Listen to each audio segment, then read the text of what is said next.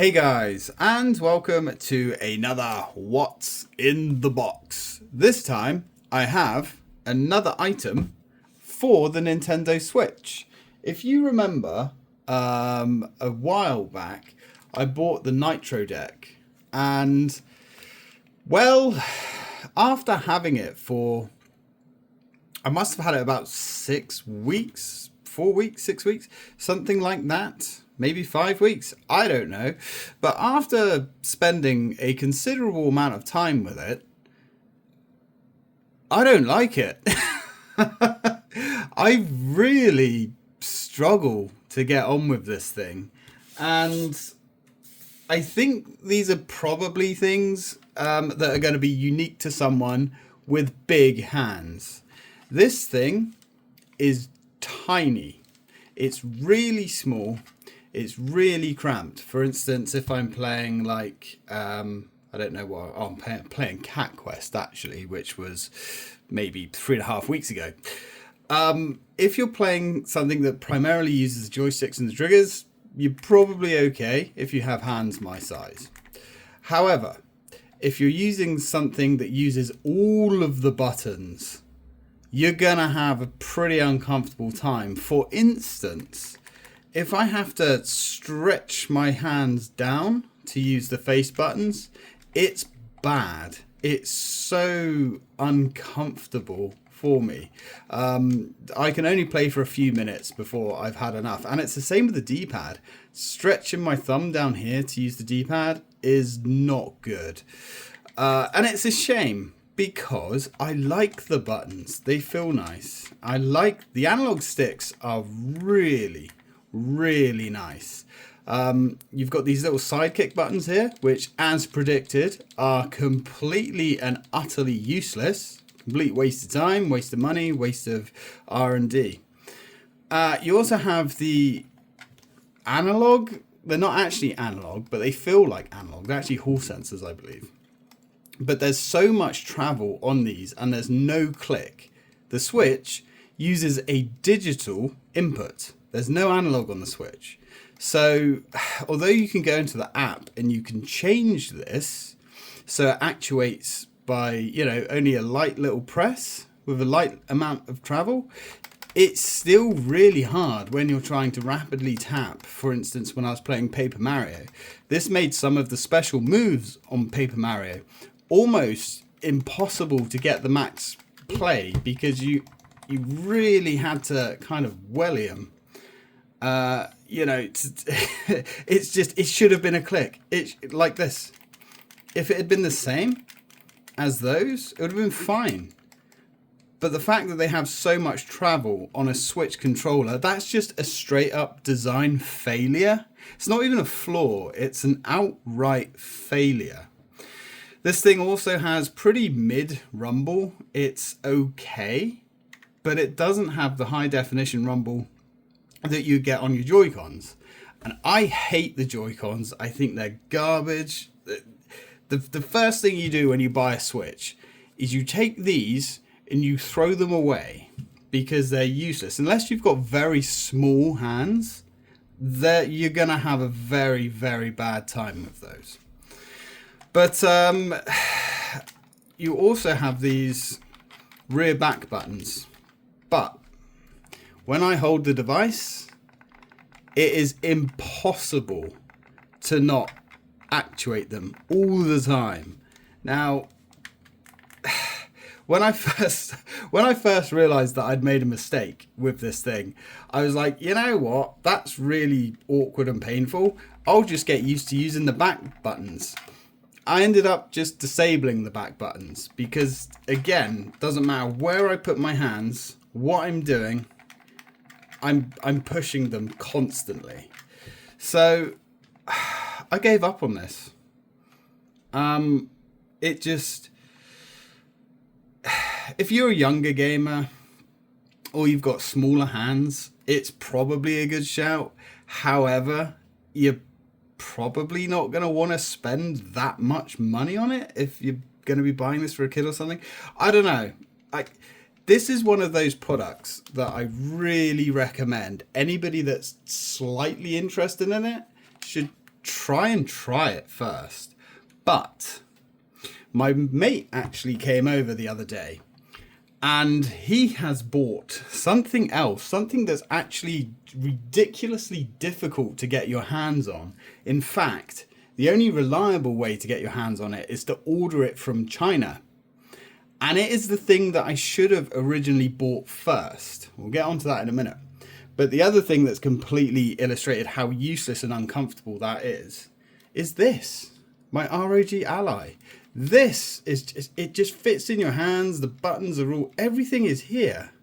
And this does have analog triggers that feel very, very nice, but it's an analog system. It needs them, you know. Just they really need to take that back to the drawing board. That's just my personal opinion. Also, kickstand on the back, really not that great, because it has this range of motion here, but you have to like fully extend it really before it does anything for you. Yeah.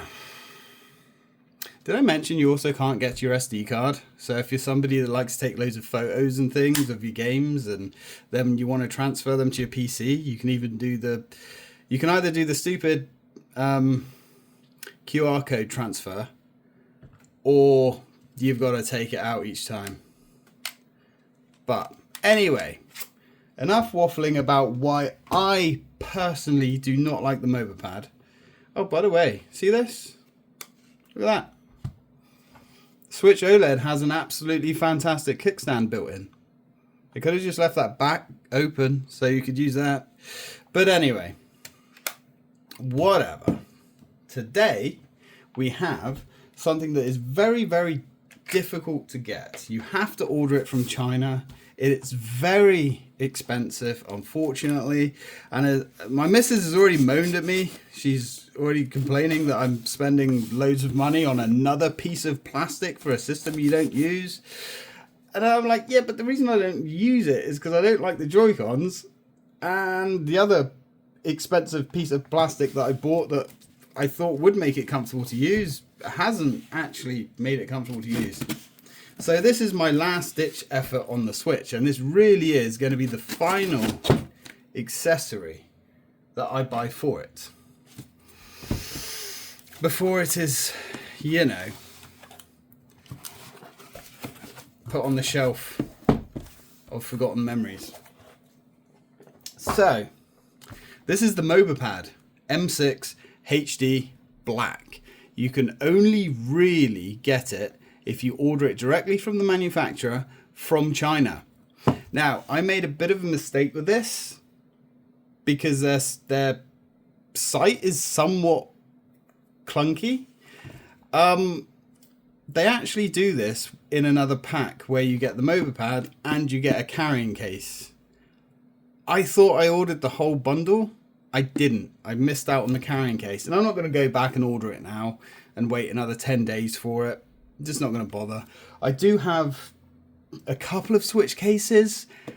I don't think these are going to fit in there because they are so big, but let's open this thing up and take a tour.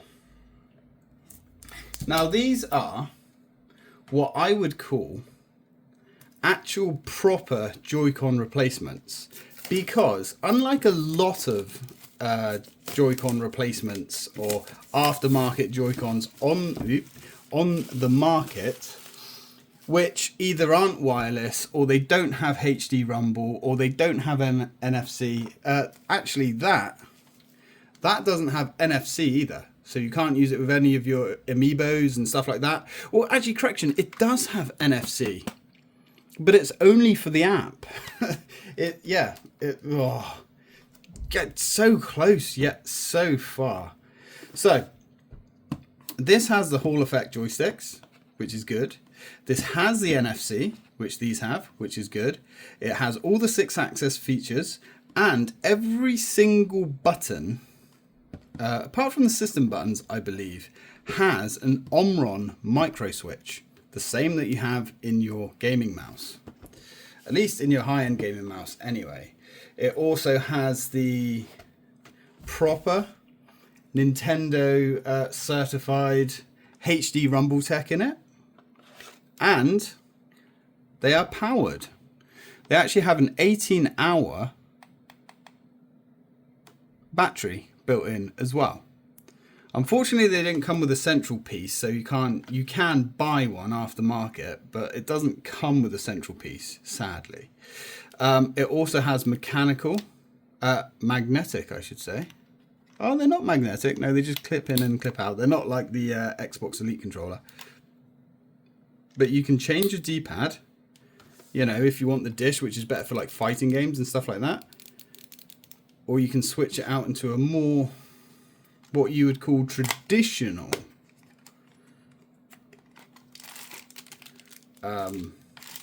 D-pad. You can change the actual analog rings inside, the actual gates, to a different shape.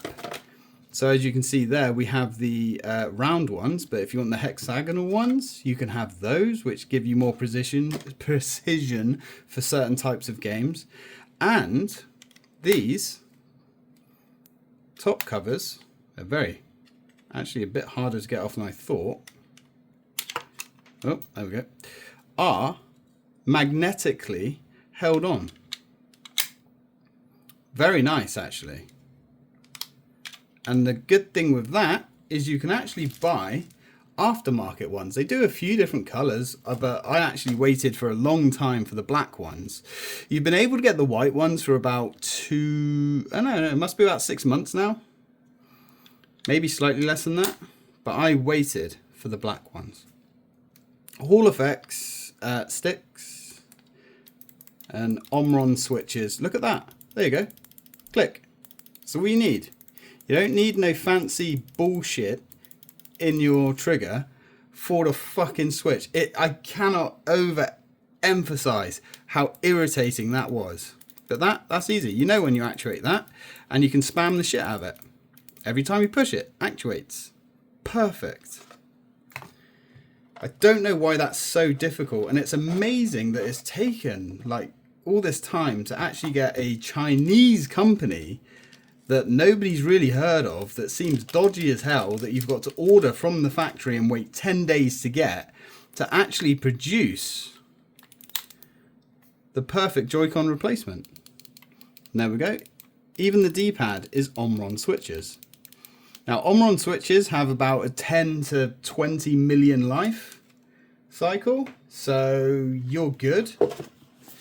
You have Hall effect joysticks, so you're good. It's going to last. And you have the NFC, which is up in the X button, so you can use all of that good stuff. You can replace the analog caps as well, which you've got to take that off before you can do that.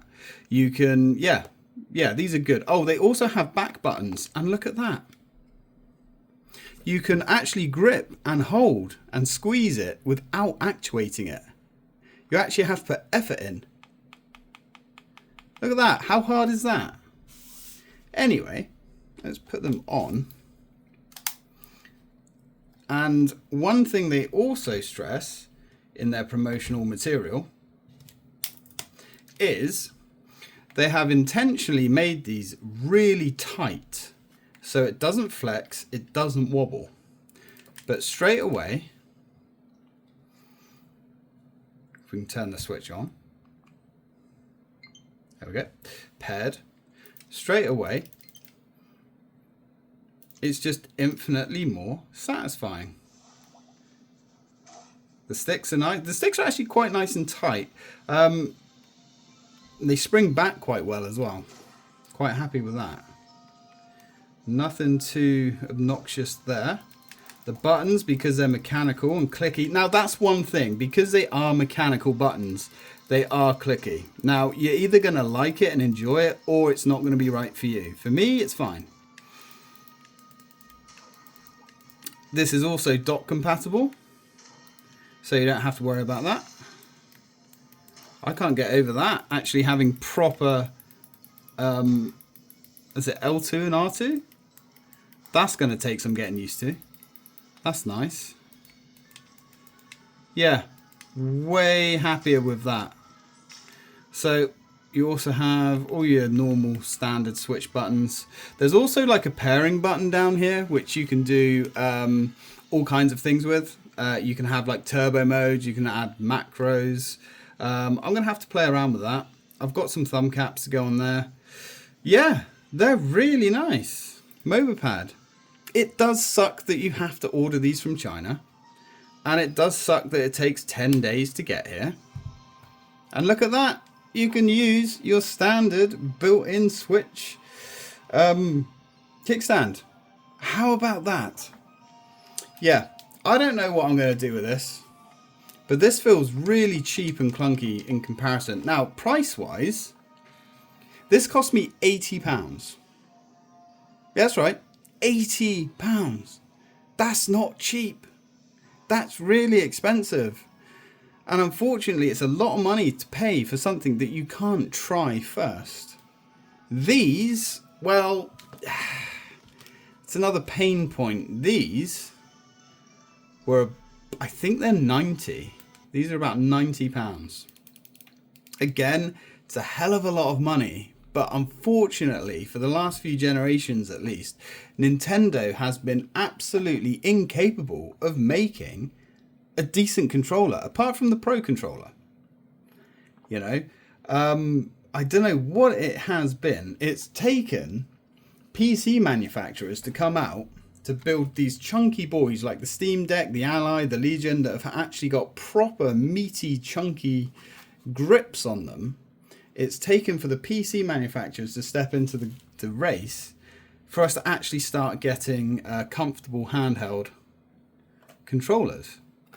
And, you know, companies like Mobapad and Hori have stepped up to produce their own for the Switch. The only trouble is, if you go with something like the Hori, although they're officially licensed, which is good, they're unpowered, they don't have Rumble, and they don't have NFC. So, finally, right at the end of the Switch's life, and I'm pretty sure I said this before, at the very end of the Switch's life, a Chinese company has shown Nintendo how to make a comfortable, decent, hopefully well-made, lasting controller. Because that's the other thing with the Joy-Cons. Joy-Cons are expensive. They're about £70 a pair. And considering people have them breaking down all the time, in fact, there is a class action lawsuit on these now. I'm hoping that the Switch 2 is going to have a better controller. I hope so. Failing that, if they're compatible with old Joy-Cons, I guess hopefully we'll be using these on that as well. But time will tell. Anyway, guys, this has been a What's in the Box, a quick ramble and a quick moan about my Nitro Deck Plus. And yeah, if you are looking for like a premium high-end Joy-Con replacement, this really is it. And I have spent a long time, probably 2 weeks now, looking up reviews and doing research and digging into everything I can find, all the Switch channels, all the peripheral reviewers, all the guys that are big into their accessories, and they all say the same thing. These are the only ones to buy now. So I'm going to play with them for a while, and I'm going to see what I actually really do think. But yeah, there we go. Thanks for watching. And as always, till next time.